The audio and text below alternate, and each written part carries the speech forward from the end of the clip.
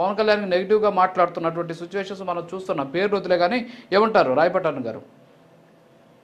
Sir, జరుగుతున్న పరిణామాలు ఏదైనా సరే క్యాడరు వాళ్ళ వాళ్ళ వ్యక్తిగత అభిప్రాయాలను అభిమానంతో బయట పెట్టుకోవడం వరకు యాక్సెప్టెడే, కానీ లీడర్లు అనేవాళ్ళు పార్టీ అధిష్టానాలకు వ్యతిరేకంగా ఇష్టారీతిగా స్టేట్మెంట్లు ఇవ్వడం అనేది యాక్సెప్టబుల్ కాదు. ఈ విషయాన్ని సీరియస్ గానే తీసుకుంటుంది అధిష్టానం. ఈ విషయం మాత్రం ప్రతి ఒక్కళ్ళు గుర్తుపెట్టుకోవాలి. మీరు తెగేదాకా లాగితే ఏ పార్టీ నుంచి అయినా సరే ఏం జరుగుతుందంటే, సాక్షాత్తు మీరు ఎవరి గురించి అయితే డిమాండ్లు చేస్తున్నారో వాళ్ళ చేతనే మేము దీన్ని ఇష్టపడట్లేదని చెప్పిస్తారు అధిష్టానం. ఎందుకంటే రాజకీయాలు అలాగే జరుగుతుంది కాబట్టి, కూటమికి ముందు ఏర్పడేటప్పుడు కూడా అలాగే జరిగింది కాబట్టి క్లియర్ గా ఇప్పుడు కూడా అదే జరిగింది. మీరు అంత దూరం తీసుకురావద్దు ఫస్ట్. రెండోది సార్, ఇక్కడ నేను జనసేన క్యాడర్ కి సోషల్ మీడియాలో పోస్టులు నెగిటివ్ గా పెడుతున్నటువంటి క్యాడర్ కి చెప్తున్నాను, మీరు సోషల్ మీడియాలో చేసేటువంటి పోస్టుల వల్ల గ్రౌండ్ లో క్యాడర్ ఇబ్బంది పడిద్ది. కారణం most number of people TDP ఎమ్మెల్యేలే ఉన్నారు. మీరు ఈ విషయం గుర్తుపెట్టుకోండి. అలాగే టీడీపీలో సోషల్ మీడియా నుంచి నెగిటివ్ గా కామెంట్స్ పెడుతున్న టీడీపీ క్యాడర్ చెప్తున్నాను క్లియర్ గా, రాబోయే గ్రౌండ్ జనరల్ ఎలక్షన్స్ కాకుండా స్థానిక సంస్థల ఎలక్షన్స్ అప్పుడు క్లియర్ గా హోల్ హార్టెడ్ గా జనసేన క్యాడర్ సపోర్ట్ ఇస్తేనే ఎక్కడైనా మాక్సిమం అభ్యర్థులు గెలుస్తారు. లేదంటే వైసీపీ అభ్యర్థులు కాసు కూర్చొని ఉంటారు. ఈ విషయం మీరు గుర్తుంచుకోండి. ఇరు వర్గాల మధ్యలో మీరు ఇట్లాంటి విషయాల దగ్గర గ్రౌండ్ లో రియాలిటీ తెలియకుండా సోషల్ మీడియాలో గనక పంచాయతీలు పెట్టుకొని సమస్యలు పెద్దవి చేస్తూ వెళితే తర్వాత జరిగేటువంటి పరిణామాలకు బాధ్యులు మీరే అవుతారు తప్ప పార్టీ అధిష్టానాలు అవ్వవు. మీ వ్యక్తిగత ఎజెండాలను పార్టీ కూటమిలో సఖ్యతను కాపాడడానికి బయట పెట్టండే తప్ప విడగొట్టడానికి బయట పెట్టద్దు. గవర్నమెంట్ ప్రజలు తీసుకొచ్చారు, పార్టీ క్యాడరో పార్టీ నాయకులు తీసుకురాలేదు. మనం ఏం చేసినా సరే మళ్ళీ 2029కి ప్రజలు మనకు ఓట్లేసేలాగా ఆలోచించే విధంగానే మనం చేసే పనులు ఉండాలి తప్ప వద్దులే వీళ్ళు అనిపించేలాగా మనం చేయకూడదు. ఈ విషయం ప్రతి ఒక్కళ్ళు అన్ని పార్టీల నుంచి, ఎస్పెషల్లీ సోషల్ మీడియాలో పనిచేస్తున్నారు. ఇంకొకటి రాయపాటన్ గారు, ఒక్క క్వశ్చన్ కి సమాధానం చెప్పండి నాకు.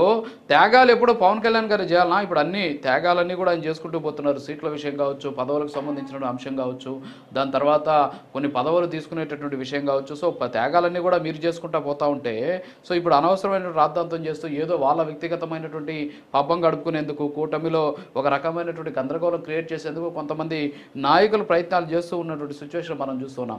సో త్యాగాల విషయానికి వస్తే పవన్ కళ్యాణ్ కూటమిలో చూసుకుంటే పవన్ కళ్యాణ్ గారిని మించినటువంటి వాళ్ళు ఎవరు లేరు.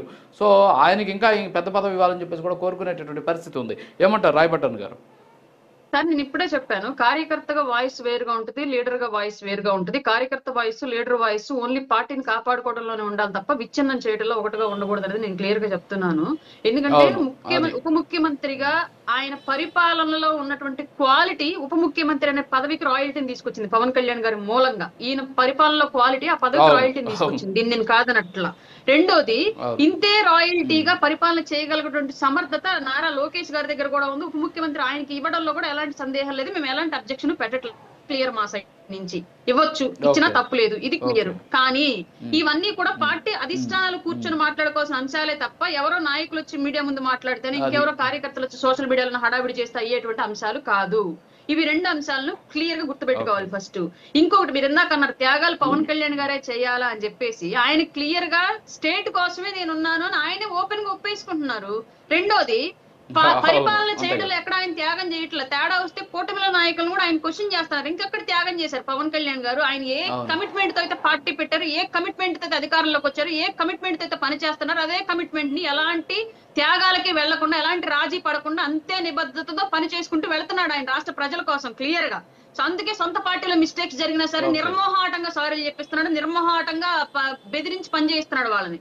ఇంకెక్కడ ఆయన రాజకీయంగా ప్రజలకు ఇచ్చినట్టు హామీలు త్యాగం చేస్తున్నాడు? ఆయన త్యాగం చేసింది ఏదైతే ఏందంటే, మీరు అనుకుంటుంది, నేను అనుకుంటుంది, మిగతా రాజకీయ నాయకుల్ని ఏ దృష్టితో అయితే మనం చూసామో అదే దృష్టితో పవన్ కళ్యాణ్ గారిని చూస్తున్నాం.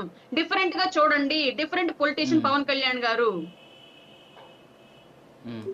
ఓకే ఓకే ఓకే రాయపట్టన్ గారు, అంటే నేను చెప్పింది